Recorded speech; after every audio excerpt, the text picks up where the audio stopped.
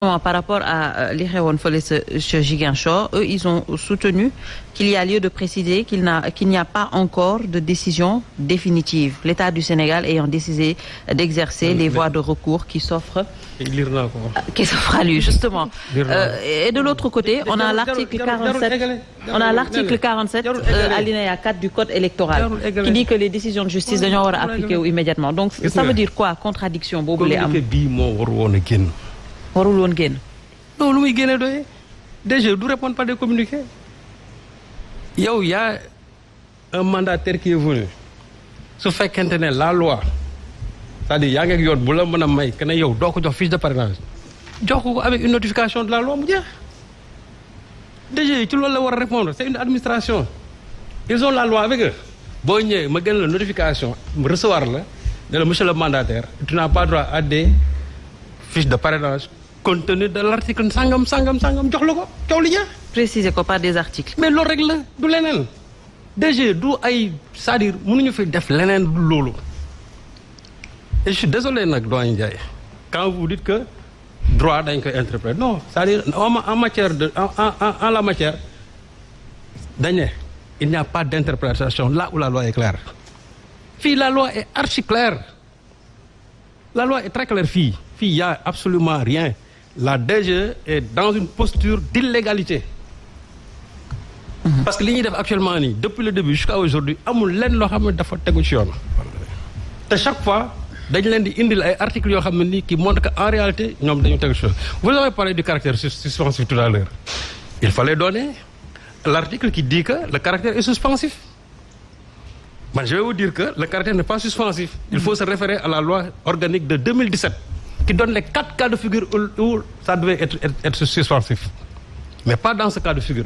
Utilité publique, extradition, expulsion d'étrangers, quand il y a litige au niveau de l'élection des conseils, au niveau des collectivités territoriales. C'est 4 yi, la suspension mon homme. Mais pas dans ce cas de figure. Et dans l'année, nous avons des recours. Nous avons des recours. Nga ne c'est suspensif defaguñu recours nga bëgg ne c'est suspensif ki defagul recours kay et j'ai dit même en l'espèce su recours amoon sax c'est ne pas suspensif à plus forte raison que ils n'ont même pas encore déposé le recours waaye yow déjà moom moo bëgg a nekk léegi ci bopp comment dirais-je waa Benno Bokk Yaakaar je ne sais pas ci bopp état bi ñoom faculté boobu du seen cër et puis xam lu ci gën a metti mooy yow da nga ne dañ la indil benn décision de justice ne la kii war am droit à des fiches de parrainage kon da nga ne kooku loi la indil nga exécuter loi bi waaye léegi yow ñu indilaat la beneen loi ordonnance ñëw ne la kii jox ko fiche de parrainage non cette fois-ci nga ne déedéet du ma appliquer loi bi mais je vais apprécier en fonction yow di liñ consigne li ñu la jox parce que xam nga wax ji TGE non essayer de faire valoir rek xam nga loolu c'est le ministre de l'Intérieur du keneen moo tax quand le ministre de l'Intérieur donne des gages en disant que oui bon des élections waxoon nañ ko waxoon naa leen ko fii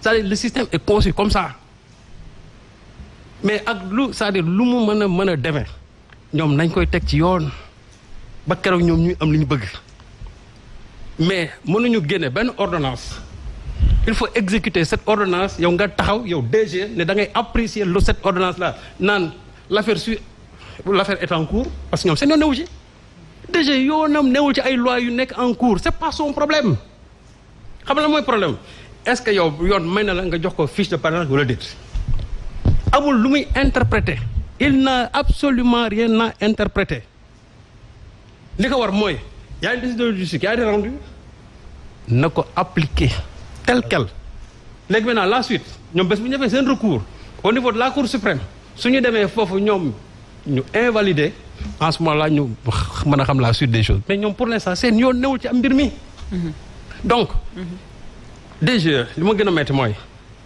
communiqué bii ñuy génne pour lan la yow kay bala ngaa génne communiqué tu as la loi avec toi Ayib Daffé ñëw na mais recevoir ko population bi lañ bëggoon lañ bëggoon wax lu xew Ayib Daffé ñëw na c'est-à-dire xam lu gën a bon mooy ñu nga ñëw dans une administration publique ñu ne la on ne reçoit pas nga ñëwaat ñu ne la tey ñu dàq la yow ak sa huissier ça veut dire que tu n'as pas la loi avec toi parce que man si j'ai la loi avec moi soo ñëwee dama naan bisimilah exil nga ñëw toog wax ma man la sëñ Ayib mënu ma laa jox fiche yi parce que lii loi bi lii code électoral bi nangam ak nangam notifié la ko jox la kayit ne la am soo génnee nga am loo wax nga ne kayit gii la ma jox c'est discutable c'est pas discutable. mais yow lan la war a def nga ko. et ça c'est le problème de l'administration sénégalaise. mais dama ne ku ko def DGE wala feneen yaa ko tey. sont pareils. DGE à la place de se communiquer il devait sortir une notification administrative jox ko Ayib Daffé comme nga yow xam nga ne yow tu as la loi avec toi wala lan moo fi jar kii bu ñëwee nga laqatu ko ne aujourd'hui on ne reçoit pas suba nga ne nga mu ñëw nga daxaat ko. ba pare yow ci ginnaawam tu sors un communiqué pour dire qu'il y a pas lieu de polémique si les gens vont polémiquer xam lu tax parce que la loi a été violée te xam lu ci métti mooy attention c'est toute une institution qui est attaquée aujourd'hui. Ah bon? Ah oui, c'est l'institution judiciaire dans son ensemble qui a été attaquée. Une décision de justice rendue par un magistrat souverainement, une administration taxaw qui n'a aucun pouvoir juridictionnel taxaw daal di ne loolu du ma ko def ça c'est l'exécutif qui attaque le judiciaire. Et je me dis que tey dans les normes le patron de l'institution judiciaire qui est le président de la Cour suprême devait être accompagné par le procureur près de la commandant général près de la Cour suprême dañu war a taxaw wax ci lii parce que quand en France quand Hollande avait traité la magistrature de décision de lâcheté. On a vu ce qui s'est passé. Le président de la Cour de cassation le premier président de la Cour de cassation accompagné par le procureur général de la Cour de cassation dañu dem ba biir Élysée fekk ko fa wax ko lu mel ni xamee parce que boobu ils ont dit que l'institution judiciaire a été attaquée. D'accord. Fii de c'est l'institution qui est attaquée parce que décision bu ñu. Et tu penses qu'il y aura une réponse de leur part? Oui, mais dama ne loolu moo war. D'accord. C'est-à-dire que loolu moo war parce que c'est pas du Saba si fay lañu attaqué ah. C'est toute une juridiction. xam nga ku ñu néewal doole. C'est-à-dire c'est la justice tey moom la ñu jël moom la ñu néewal doole te ñoom nag institution la de institution la c'est une institution. Très bien. Voilà. Alors avant